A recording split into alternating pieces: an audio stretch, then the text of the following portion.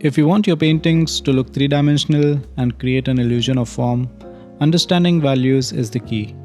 In this video, I will explain the value scales, simplify this reference into its values, and will put everything into practice by painting this 3D cube. But before we squeeze out any paint, let's quickly go through some scales which artists use. In a real world, there are infinite values between black and white, but artists group them together into steps which are easier to work with. Starting with Notan, which has just two extreme steps, black and white. The scale is used in the initial thumbnail stages to determine if a painting would work as a whole or not. It's more about shape and composition rather than form. Next, the 5 value scale. It has more values to work with in addition to black and white. There is a mid-tone and a light and dark between the mid and extremes. This is excellent for beginners as it's simple and easy to remember. The 9 value scale. This is one of the most common scale. It has the same white, light, mid, dark and black from the 5 value scale. And in addition, it has the in-betweens, highlight, low light, high dark and low dark. This particular scale was introduced and labeled by an American painter called Denman Ross. Some artists also label it as numbers with 1 as black to 9 as white. There are other systems as well like 7 value, 10 value or the complex Munsell system. But I think 5 and 9 values are enough to get you started. Okay, enough of theory. Let's get some paint out. I will start by mixing the 5 value scale. I have titanium white and ivory black on my palette. First, let's get the mid value in place. Now if you add equal amount of white and black, you won't necessarily get a middle value. As you can see, the value is more towards dark, so I will add a bit more white to get the middle value.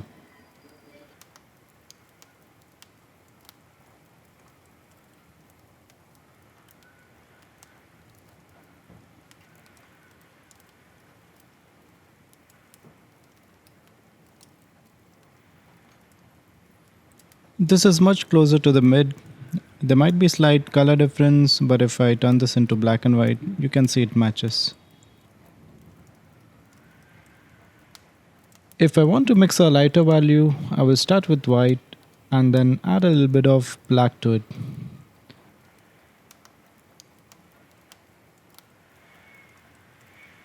And you can see this is already so much darker.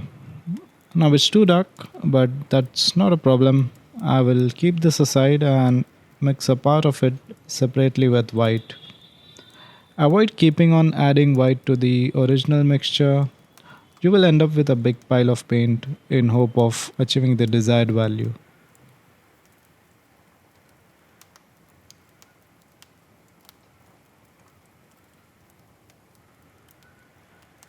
Yes, looks pretty close to me.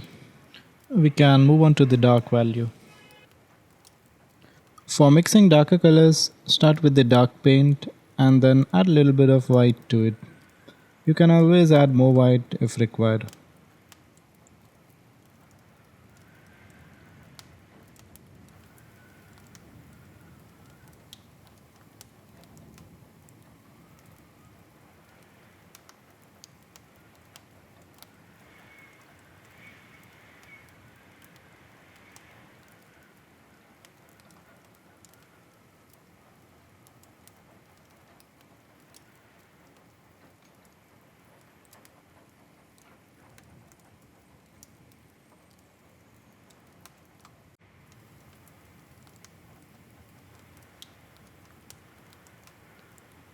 This looks pretty close. By the way, you can download and print this color value chart that I have designed. It's available on my website. We have the 5 value scale here. Now if I mix the in-between values, I will arrive at the 9 value scale. Just a note, don't put too much effort trying to match the chart perfectly. It's only a guide. The important point is to create distinct steps that your eyes can clearly tell apart.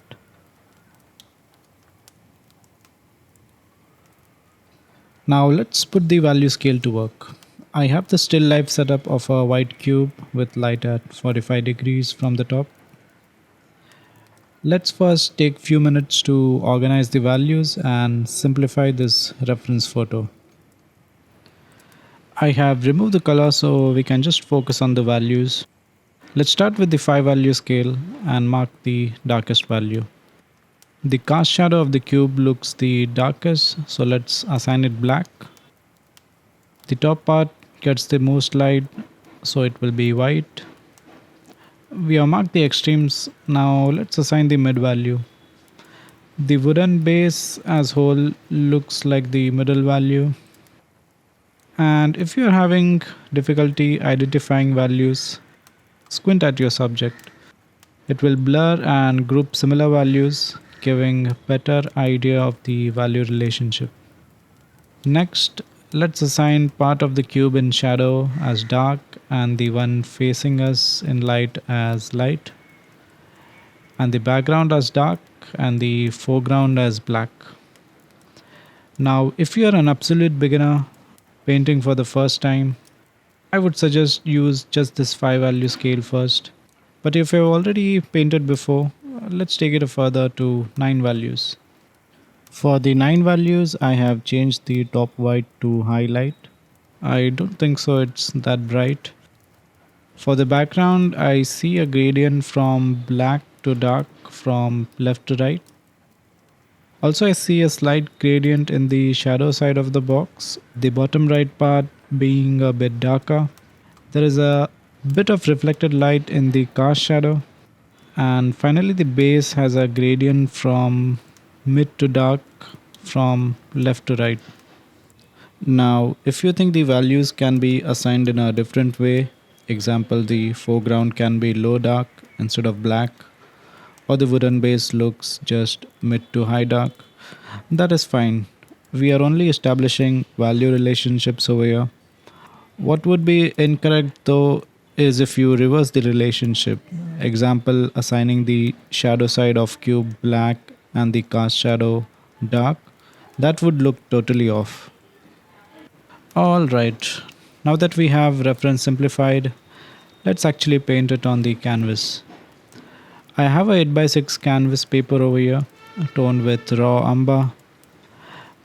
And on the left, I have values which we pre-mixed earlier. I'm using a size 2 stiff synthetic brush, the ivory line from Rosemary for the sketch. And I'm sketching this with mid value using a tiny bit of solvent for flow. Fairly simple drawing and doesn't really need to be perfect.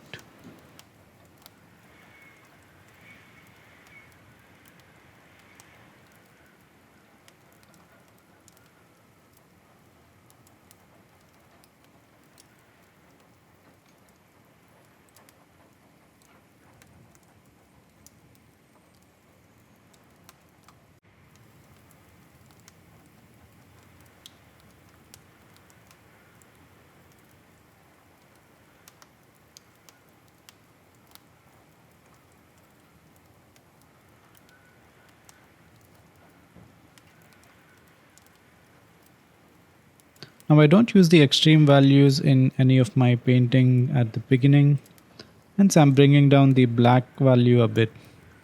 It is always a good practice to reserve the extreme dark and white for the last. So if you have to go any darker or lighter, you always have room to do that.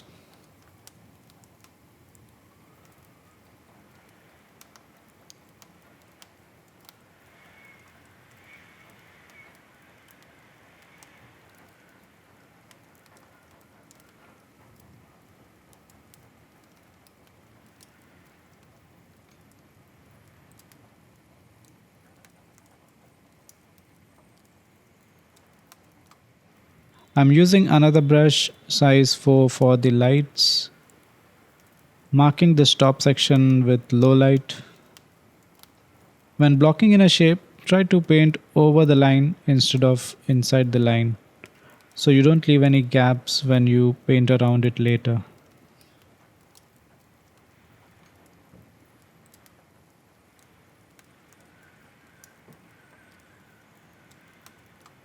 Painting the plane in shadow with dark.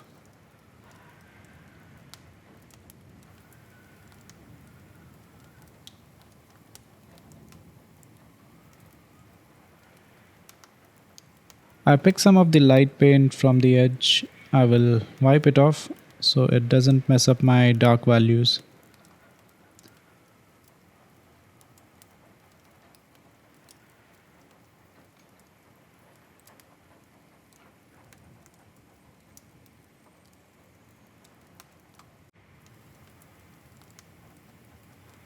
Painting the bottom part with low dark.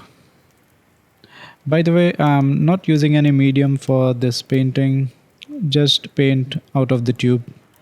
If you're just starting out in oil painting, I would advise to avoid mediums at the first. It's one less thing to worry about. Unless you have very thick paint from the tube, in that case, you can use a bit of linseed oil.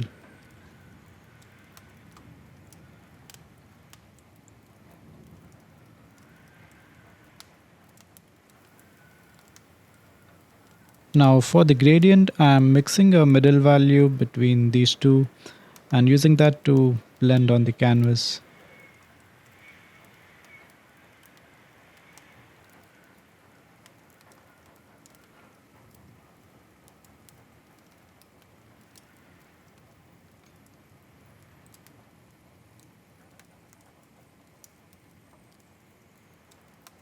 Painting the light face.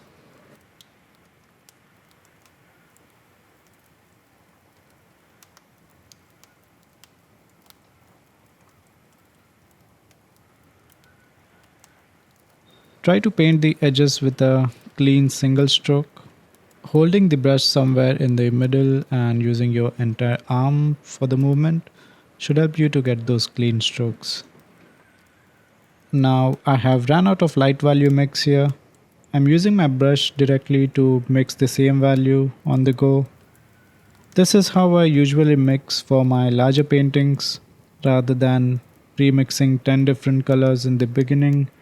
I will start with premix of few base colors using palette knife and then use my brushes to create variations as I progress. Painting the base now with mid color. At this point I'm just laying the color as is on the left side. You could also use a bigger brush to make this quicker.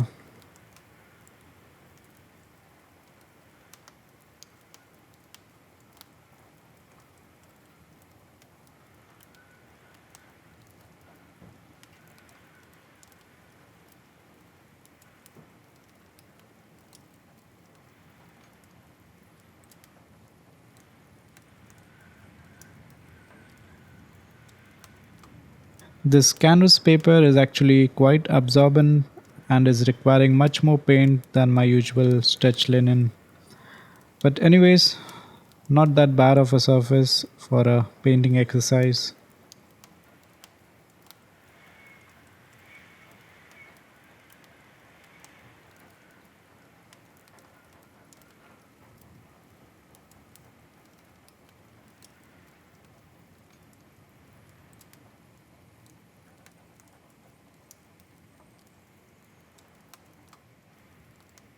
Now for gradient, there are a couple of ways you can achieve it. One way is to paint them separately and then blend in the middle like we did for the shadow part of the cube. Another way is to start from one end and then apply the incremental values along the gradient here from left to right. I'm not trying to create a perfectly smooth gradient here. Rarely in nature you will find a perfect gradient aside from something like a clear sky. But even for the skies, I like to add a subtle value variations and visible brush strokes. A bit of texture always looks more interesting than a smooth airbrush kind of look.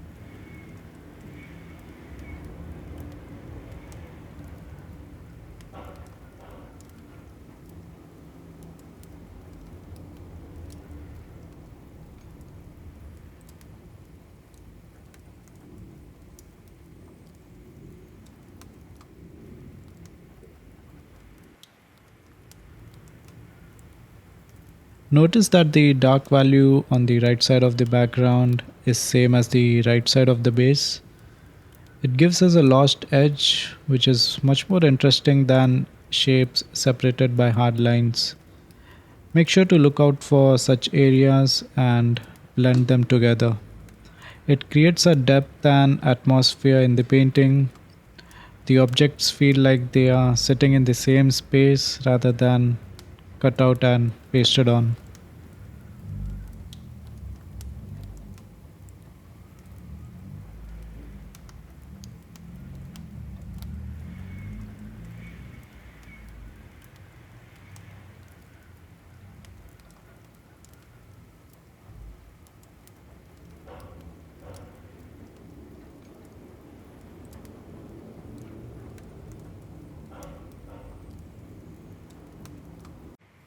For the background, it's the same application of gradient as we saw for the base, but with darker colors. I have run out of most of the paint here. I will mix again and come back.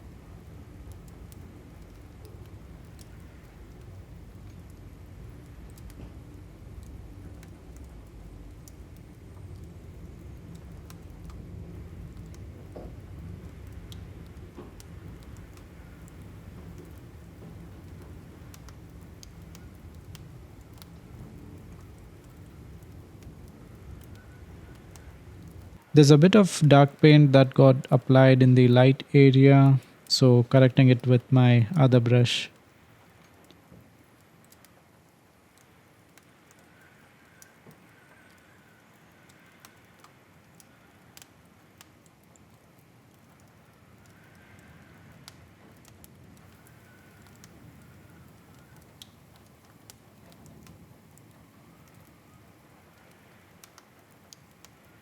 Refining some edges here.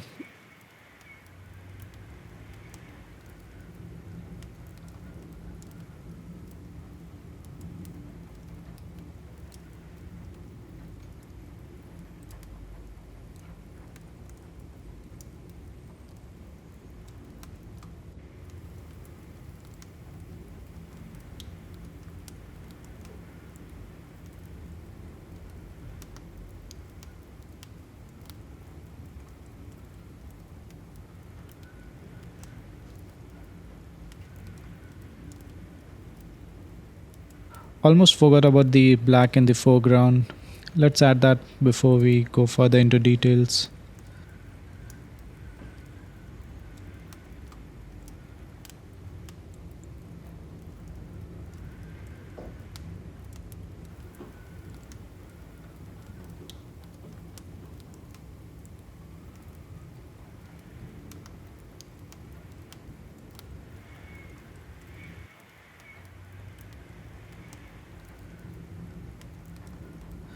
I'm softening the edge here with a stroke of black value at the division.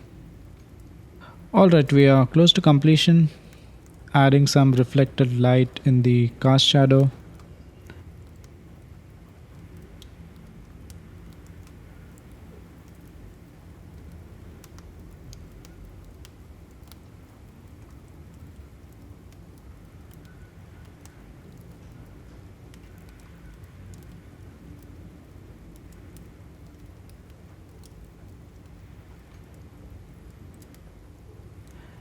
Refining the dark edge with black paint straight out of the tube. Light will not reach here, so this will be the darkest part of the painting.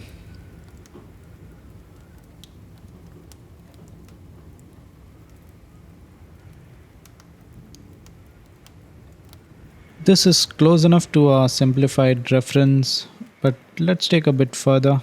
We can soften this edge at the back to create depth and atmosphere. I'm placing a middle value between black and mid, that is dark, at the division, and then we'll blend the area to create a soft edge. Try not to blend two very different values straight away. A middle value helps bridge the transition more naturally.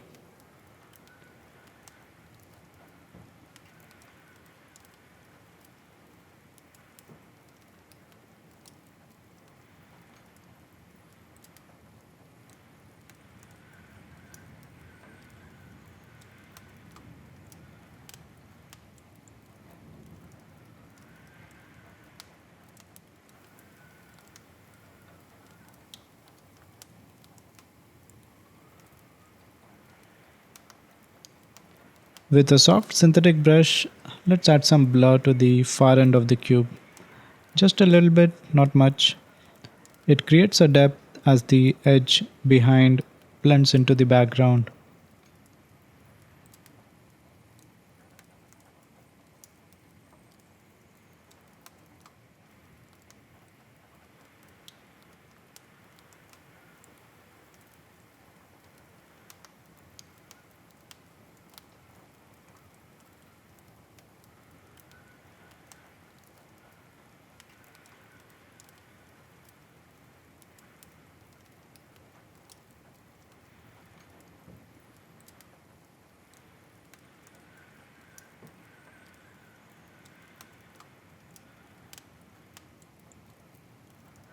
Alright, let's stop here. The painting captures the reference well enough. And note that we have not copied the image as it is with every detail, but we have simplified the shapes and defined the form using values. The cube might seem simple, but it shows up constantly in real life. If you can paint light on a cube, you can understand light on boxes, buildings, interiors, and everyday objects. That's how you train yourself to see form instead of getting distracted by color and detail. If watching this helped you, try this exercise yourself. I have more such references on my website which you can practice with. Also, do subscribe because in next part I will paint a sphere and explain the components of light and shadow. Thank you.